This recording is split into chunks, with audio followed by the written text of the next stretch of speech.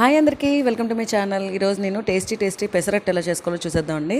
ఇది చాలా rich in protein అండి. చక్కగా ఇలాంటి మార్నింగే బ్రేక్ఫాస్ట్లో తీసుకుంటే వెరీ హెల్తీగా ఉంటుంది అండ్ టేస్టీగా కూడా ఉంటుంది. ఈ చలికాలంలో ఇలాంటి వేడివేడి పెసరట్టు తింటే చాలా చాలా బాగుంటుంది కదా. చాలా సింపుల్గా చేసేసుకోవచ్చు. దీని ప్రాసెస్ ఏంటో చూసేద్దాం. మరి టేస్టీ పెసరట్టు ముందుగా ఏంటంటే ఒక కప్పు పెసర్లు తీసుకోవాలండి. దానికి పావు కప్పు బియ్యం తీసుకుంటున్నా క్రిస్పీనెస్ కోసం.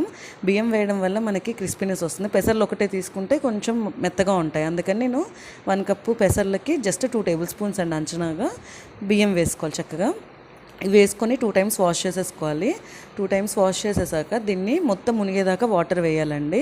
ఇలా వాటర్ వేసుకున్నాక మనం రాత్రంతా సోక్ చేసుకోవాలండి. చక్కగా పడుకునే ముందు నానబెట్టేస్తే మార్నింగ్ అయ్యేటప్పటికి పెసలు మెత్తగా అయిపోతుంది. ఇవి చక్కగా నైట్ అంతా సోక్ చేసేస్తే పెసలు చాలా మెత్తగా చాలా ఈజీగా గ్రైండ్ అయిపోతాయి. ఇలా మూత పెట్టేసుకొని నైట్ సోక్ చేసుకున్నా.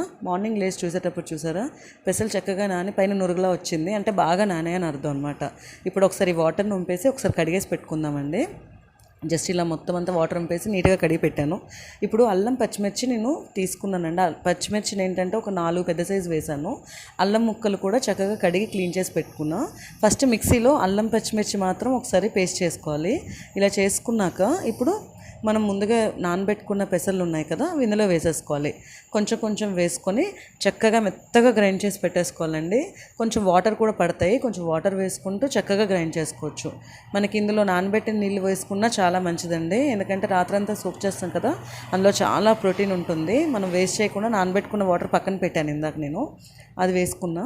ఇప్పుడు చూసారా మనకి బాగా మెత్తగా గ్రైండ్ అయిపోయింది. దీంట్లోకి టేస్ట్కి సరిపడా సాల్ట్ వేసేసుకోవడమే. ఒకసారి సాల్ట్ వేసి బాగా మిక్స్ చేసుకుందాం. మిక్స్ చేసేసుకున్నాక కన్సిస్టెన్సీ అనేది ఈ మాత్రం ఉండాలండి. ఇది మరీ జారుగా ఉండకూడదు, కొంచెం మరీ చిక్కగా కాకుండా ఇలా ఈ మాత్రం ఉంటే కన్సిస్టెన్సీ మనకు పర్ఫెక్ట్గా వస్తాయి పెసరట్టు అనేది. ఇప్పుడు ఇలా మూత పెట్టేసుకొని దీన్ని పక్కన పెట్టుకుందాం ఒక 5 మినిట్స్. తర్వాత ఒక ప్యాన్ తీసుకొని అది కొంచెం వేడెక్కాలండి. ముందుగా ఒక 5 మినిట్స్ తర్వాత దీన్ని ఒకసారి మళ్ళీ మిక్స్ చేసుకుంటున్నాను. జస్ట్ ఇలా మిక్స్ చేసుకున్నాక ఒక చుక్క ఆయిల్ వేసానండి. ఆయిల్ వేసి ఆనియన్తో రబ్ చేయడం వల్ల మనకి ఎలాంటి దోశలైనా కానీ పెనం కంటుకోవు అండ్ అలాగే చాలా టేస్టీగా వస్తాయండి, ఏ దోశ వేసుకున్నా కానీ. ఇప్పుడు మనం ఒక 1 స్పూన్ ఆఫ్ పెసరట్టుది మొత్తం మిశ్రమం తీసుకొని ఇలాగ పలుచగా అనుకోవాలి.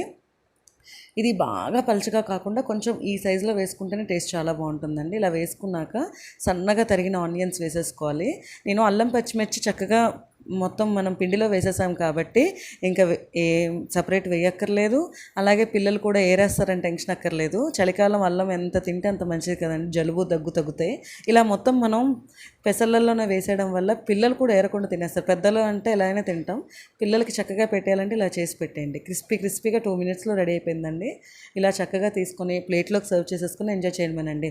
టేస్టీ అల్లం పెసరట్టు అయితే రెడీ అండి. మీరు కూడా ఇలా ఒకసారి ట్రై చేసి చూసేయండి, ఎలా వచ్చిందో చెప్తారు. చక్కగా ఎంజాయ్ చేసేసండి. Thanks for watching my video. Please subscribe my channel. Bye bye.